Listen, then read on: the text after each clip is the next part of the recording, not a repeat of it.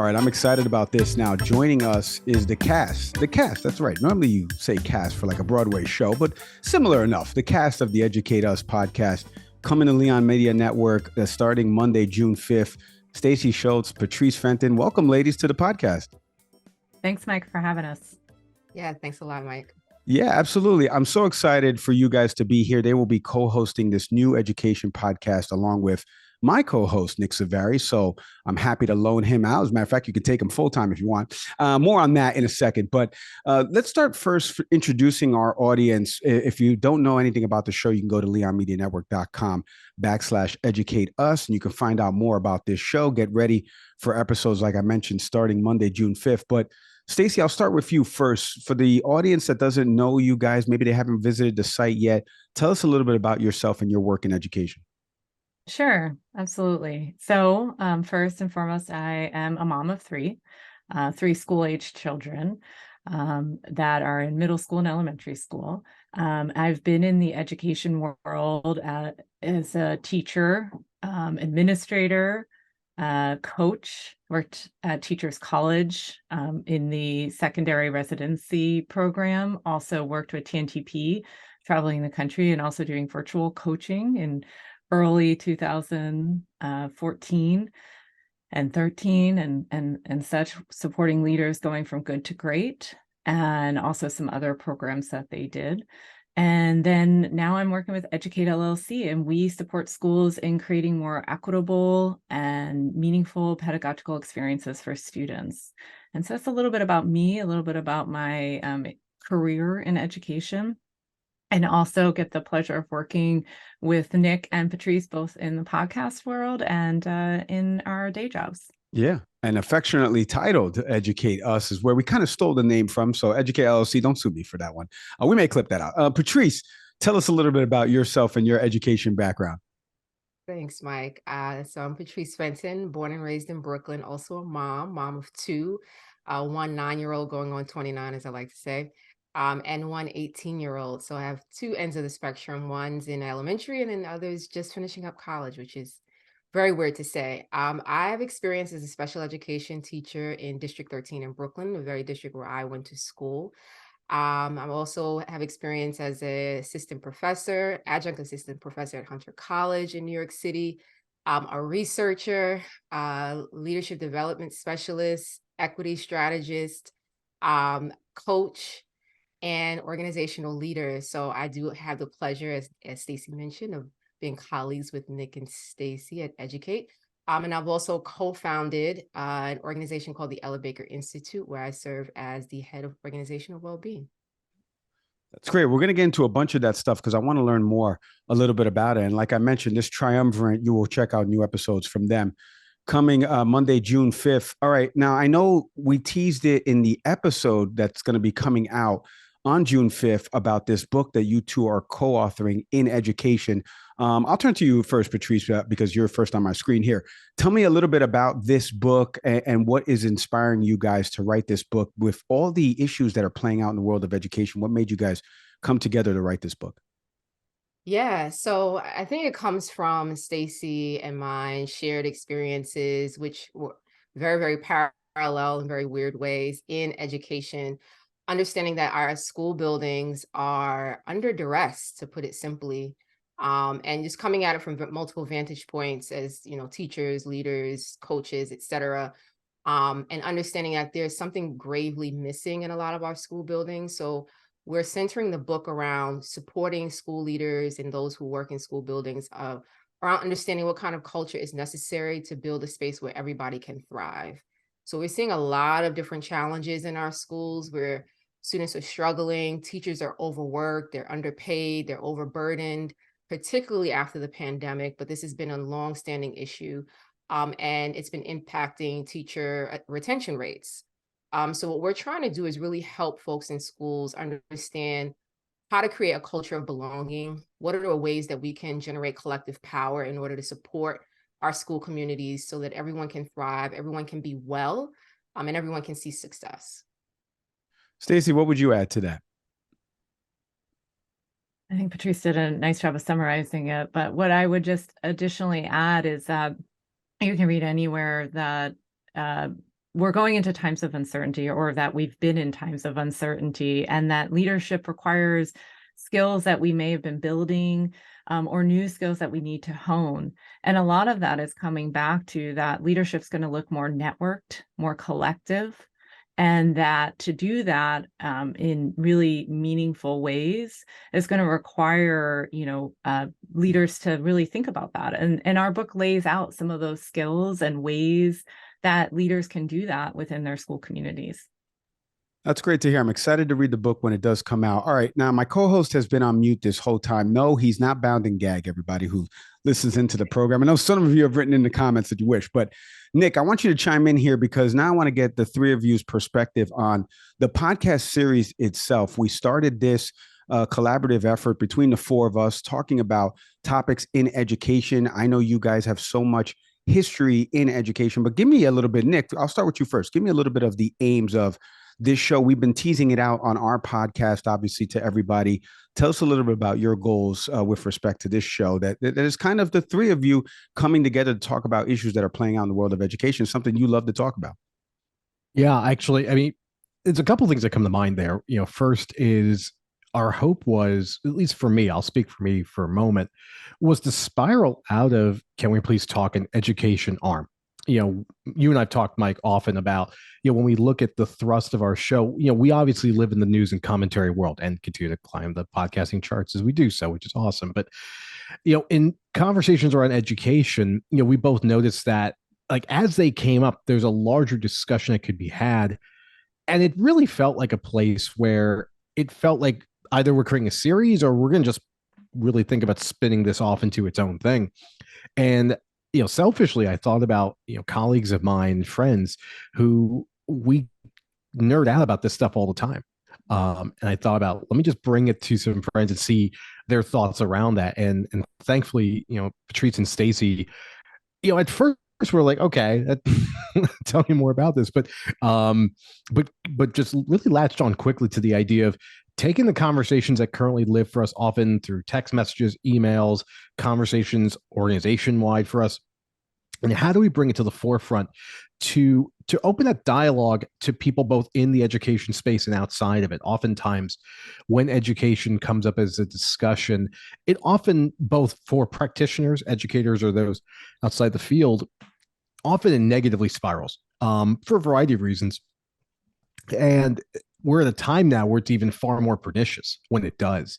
We're losing trust. We're losing faith in the field. We're losing faith in those who are in the practice. And that's being done for political reasons, if we're going to be very honest about it.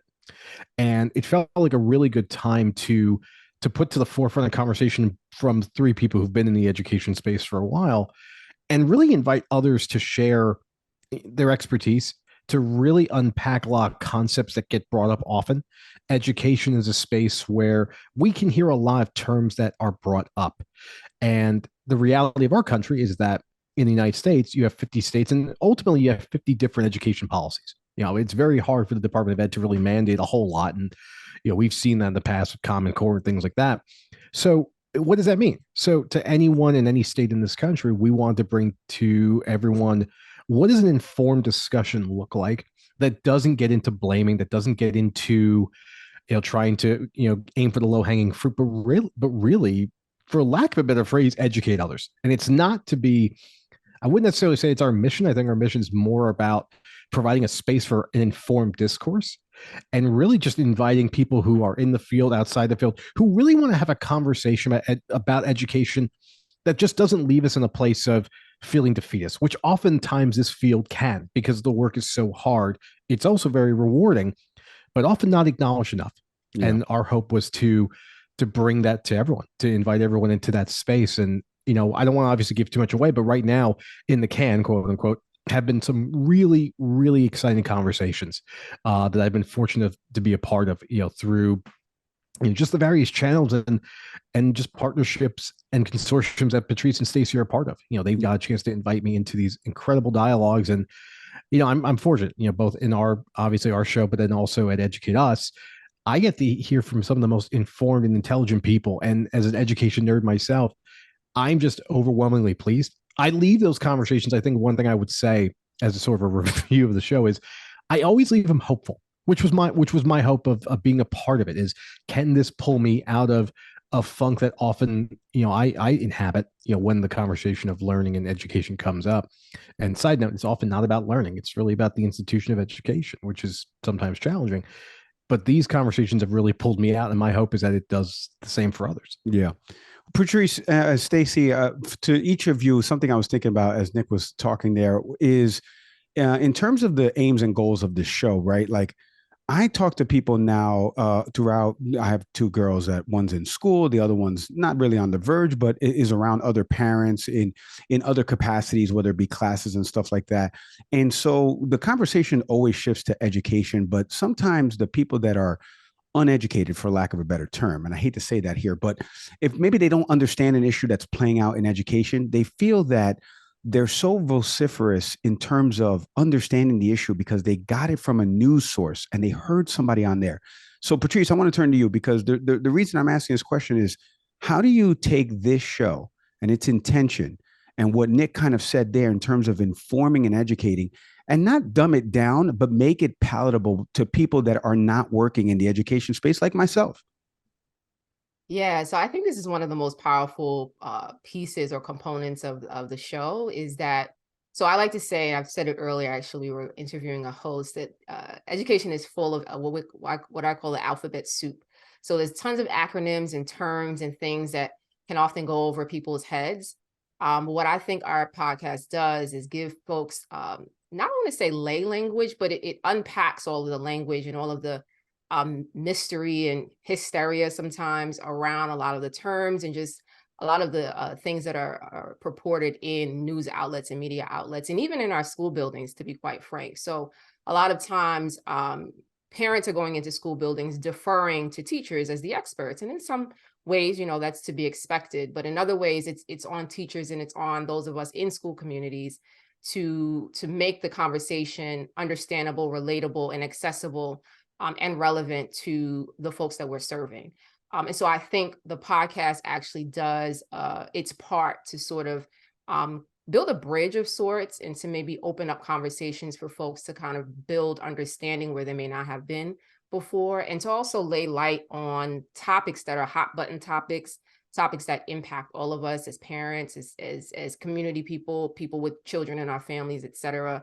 And just as folks who are, citizens of this country, right? Education touches each and every one of us. So I think we do a good job of making sure that the conversations we're having are, as I said, accessible and that it invites people into that discourse. Very well said.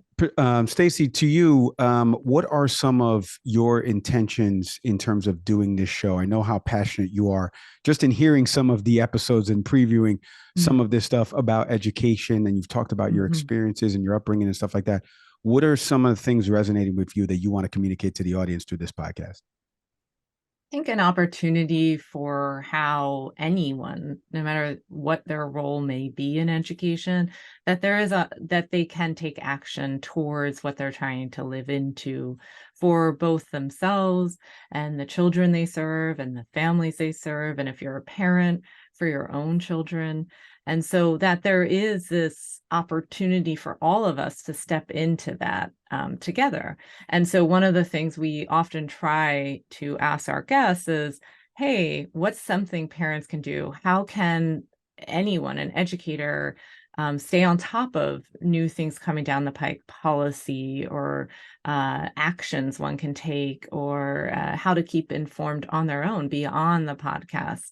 And so I think that to me is one of the best things we can offer, is something that people can take away and be able to do and feel empowered to do that. Quick break from our pod to tell you about a new pod at Fresh Roasted Coffee, Envy Pods. So if you go to freshroastedcoffee.com, my partner's shaking his head. That's a good transition. Are you kidding me? It was good. No, I shook my head. I was like, that's brilliant. Thank you. Thank you. Because I saw this picture earlier. I was like, I saw what you're doing. It is pretty good. That's right. So listen, the new Envy Pods over at freshroastedcoffee.com, the official sponsor of Can We Please Talk, environmentally safe, compostable. You can go check these out at freshroastedcoffee.com. When you open up the package, It smells delicious. I'm telling you, you can't smell it on here, but I promise you that when I opened this morning to make my cup of coffee, it was delicious. Head to freshroastedcoffee.com today. Use the promo code CANWEGET20 for 20% off your first order, or hit the link in our show details. Let's give them something to take away here as we're going to transition into something that you guys kind of do on the show in terms of breaking down topics that are playing out in the world of education. Something caught my eye recently as Anderson Cooper 360 on his CNN primetime show. They did a piece on Moms of Liberty. And if you don't know what this group is, it's the group that was started in Florida during the pandemic and now has chapters throughout the country and really talks a little bit about parent rights, but I don't want to get into too much of me describing them. I want you to listen to a little bit of the piece, and we're going to react on the other side, because one of the things that's playing out right now is book bans, right? And what are some of the subject matter that kids can look up in either the library or that they're being taught in classroom settings? And that's kind of been the big talking point for groups that are similar like this. So let's play a little bit of this and we're going to react on the other side. Take a listen to this. Moms for Liberty is a parent activist group. It began in Florida in 2021 to protest public schools being closed for COVID and mask mandates. The group became a frequent and spicy presence at school board meetings. But now there are more than 250 Moms for Liberty chapters nationwide, the group says. And it has gained major conservative allies and morphed into something else, a campaign against supposed indoctrination of children on race and sexuality. I have the right to say, I don't want my kids to learn this. I don't agree with this movement. And that's my right. I've read a lot of criticism of your group. People say that this is kind of like a moral panic, that people have an irrational fear of what's going on. We're not looking to ban books. We're not looking to burn books. We just need to get back to a system where parents know what their kids are learning, and for the most part, it's educational and not political. One of the books on your list is Kurt Vonnegut's Slaughterhouse-Five. I mean, it's considered one of the classics of modern literature. Right, I read that in high school. Well, Yeah. why would you want that removed from the No, library? we don't, again, It's age on the appropriate. list. What might not be appropriate for a 6-year-old is appropriate for a 15-year-old. Is someone assigning a first grader the Slaughterhouse-Five? No, but again, it's the right of the parents to know that it's there, that their children have access to something that they may not have access to at home. Why is asking a child their pronouns indoctrination? If you ask my children, who are 7 and 8, what are your pronouns? They don't even know what that is. So when you ask that, you're planting the seed in their minds that they maybe should identify as another gender, or that identifying as another gender is hip or cool. Hey, my teacher's asking me, so maybe this is what I should do. All right. So there's a lot there. Okay. We all kind of made our own faces. And for the people listening to us on audio, they don't know what those faces kind of represent. But I'm going to get into each of you individually, because this is something that's playing out right now in school districts everywhere. We've had correspondents on. I can remember Mike Emanuel from Fox News coming on when he was covering Landon County, Virginia. And he was saying that, these are normally snooze fests. And here's 300 parents that are complaining about some of the materials in the kids' texts. And he's like, when I asked them to see those texts, they couldn't produce it for me. If you remember that, Nick, when he said that on the show, and he's like, I'm a reporter. If you have it, show it to me and I'll do it. And in that piece, Darcy Showing, who's the Colorado chapter of the Moms of Liberty, she mentioned there about age appropriate materials. And you heard the correspondent Ellie Reeve from CNN say, is anyone telling them to read this? And she's like, well, no, but the sentence should end right after that because no one is doing it. So I want to start in a kind of like a roundtable format here. Stacey, let me start with you. You hear something like that from somebody that has, a presence right now and a voice. You heard about at the beginning of the piece that there's so many chapters for Moms of Liberty, and you kind of hear a little bit about what she's talking about, right? Not having textbooks that are age appropriate, or having at least textbooks that are age appropriate. But there is nothing right now where in classroom settings, kids are being shown things that are not age appropriate. How do you, working in the education space and now with this podcast as an outlet, like how do you channel and take that message and kind of break it down and say, this is what's actually true, this is what's not actually true? And what stood out to you from the piece? Oh, that's a lot. I mean, what's really standing out to me is, Patrice, Nick, and I have been speaking a lot about, banned books and just reading different articles, being in different spaces. I mean, where I live, if you walk into the public library, they actually have a banned book reading night for kids. And there's something really important about that to me, in that when we say we're trying to ban ideas away from kids, I think that, there are studies out there, and the Washington Post quotes a couple of these studies that say, hey, these things don't really impact kids the way you think they do, right? To Moms of Liberty and to that piece where they're worried like they're making suggestions by just having it in print or ideas that kids might read. There's studies that say, well, one, somewhat some of this is new and widely being accessible. And so we don't really know the impact. But if we look at other spaces and we look at other literature that has been widely available, and does it increase, for example, one of the studies was around suicidal ideation. Does it increase that? It doesn't. Right. And so I think it's false on a lot of levels. The banned book really stands out to me because I think it's harmful in many ways. But I think also as far as text and age appropriateness, I would agree with you, Mike. I mean, there's nothing in the school that isn't age appropriate for students, particularly when you're speaking about textbooks. But when and even if you're talking about the books on the shelves, students aren't reading things that are above their age or reading level typically. Patrice, I want to turn to you because, as we're listening to that piece, and now I'm starting to recall some of my time being in school, and I don't remember, a teacher saying, you need to read this, and then me turning it, being horrified and showing it to my dad or mom and being like, what is this? And then my parents making a big stink. But it's almost like either the media is covering outliers that are happening, or it's happening more frequently now in schools. When you were listening to the piece right there, and obviously your familiarity with what Moms of Liberty is doing kind of in this space, what were some things that were running through your head here?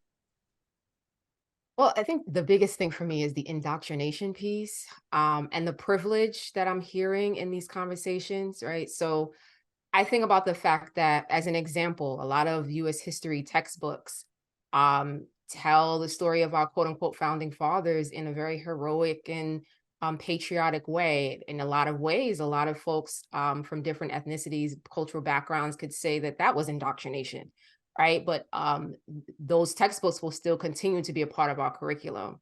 I could give countless other examples of this where there are multiple things that are happening in our schools that don't quite tell the whole story in some way, or privilege one piece of information over another, or whitewashes certain stories from our history, right? Or doesn't present the full spectrum of what we know our nation to be. And so I think there's a piece here around parents taking responsibility for being a part or partners with the school buildings, as opposed to positioning themselves as opposition, understanding that there's such a thing as called diversity of thought. We talk about diversity in terms of like race and ethnicity a lot, but not enough in terms of diversity of thought. So there's a conversation to be had, I think, with young people around the issues that they're raising and trying to present as in quote unquote indoctrination. And they're missing, honestly, an opportunity to support their children in understanding the changes that are being made in our country. And this idea that pronouns, or my child doesn't know a pronoun, they won't know what that is. I mean, it's part of teaching ELA. If you recall it in grade school, you learn about pronouns. So it's not like it's outside of the realm of what a young person is going to learn. And I don't know that any child is being forced to think about their gender just by virtue of them being asked a question about a pronoun. So I think these things are just they're tools of conservatives to try to control what's happening in school buildings without giving full thought to how it's impacting the school community, and not staying in tune and in tide with the changes that we're seeing happening in our society. All right, Nick, to put a bow on this segment, a lot of people are going to get to see how Can We Please Talk kind of operates here. I played the segment for you. We've talked about different buzzwords and phrases. You heard a few in that piece, and you know, my feeling on that is somebody who used to write that stuff for people to read on air. I'm not going to listen to somebody that's going to read buzzwords and phrases. You heard the piece there. You heard Darcy Showing from Moms of Liberty there. Within the confines of what you're trying to do with the Educate Us podcast, what are some things, some takeaways for you from that piece, and what is actually playing out right now across multiple school districts where folks are feeling the same exact way, where they feel like their kids are being shown stuff that's not age appropriate, yet they can't provide an actual example of it? Well, therein lies the answer, that it's not happening.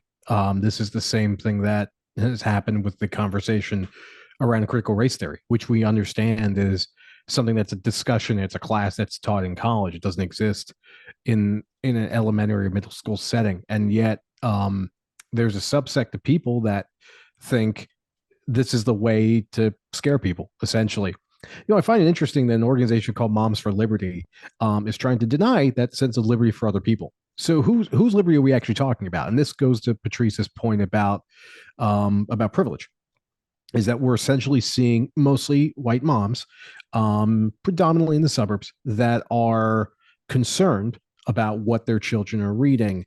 And this comes back to a little bit of what Glenn Youngkin's campaign was in Virginia in 2022 of fear mongering, essentially.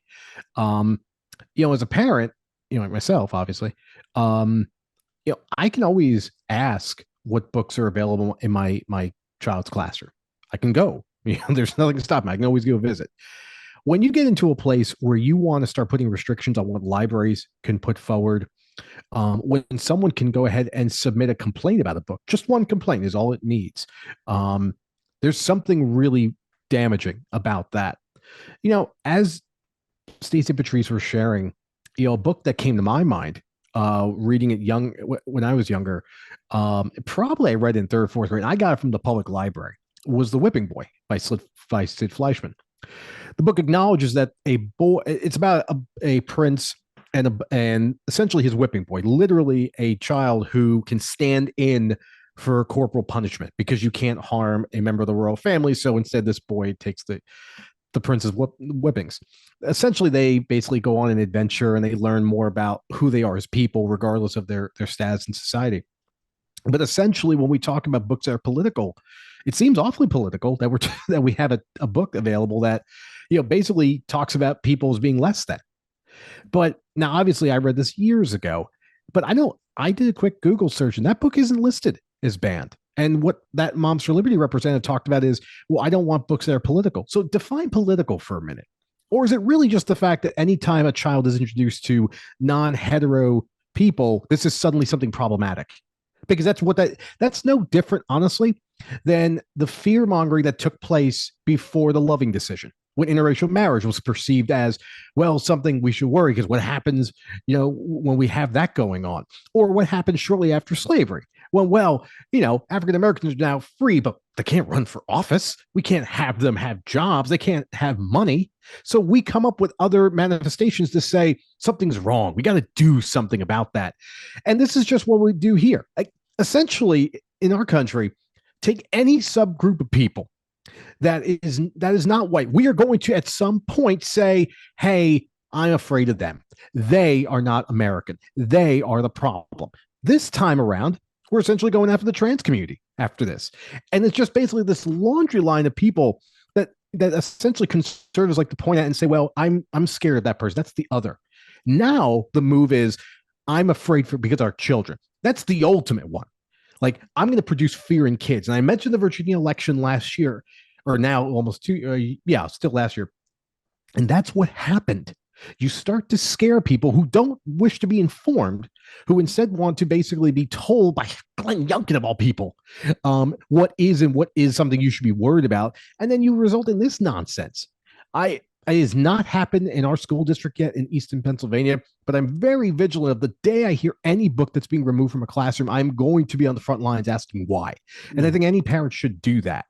And to an organization like Moms for Liberty, I would just say, this is a rehash of what we saw with Married with Children in the 90s, right?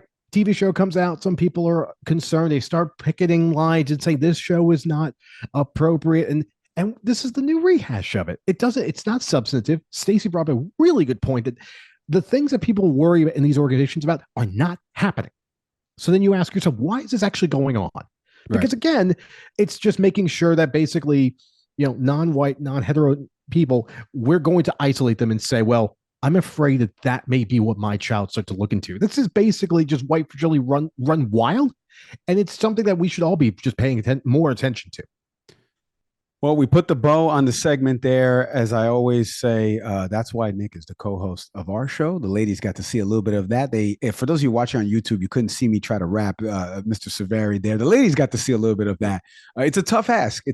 But he makes a good point, and he lands the plane. I love that, Nick. No, you're right. I mean, this is why I'm so glad that you guys have this show coming out on the network, because there are so many issues that are playing out in the world of education. And for somebody like me, who's a layperson, who's been on TV before, behind the camera and in front of the camera, trying to communicate something to an audience is different than, well, actually, it's no different than what a teacher is doing in a classroom setting. And I'm so glad and lucky to have you three a part of Leon Media Network and doing this show. You can check out the Educate Us podcast starting Monday, June 5th, with new episodes every Monday. Stacey, Patrice, thank you so much for being on the program. I can't wait to listen to more episodes of the show. Hey, thanks for watching the Can We Please Talk podcast. Whatever clip you just watched, we hope you enjoyed it, and we hope you stick around for some more. Subscribe to the channel. My partner's over here smashing the button. Come on, do him a favor. So hit subscribe.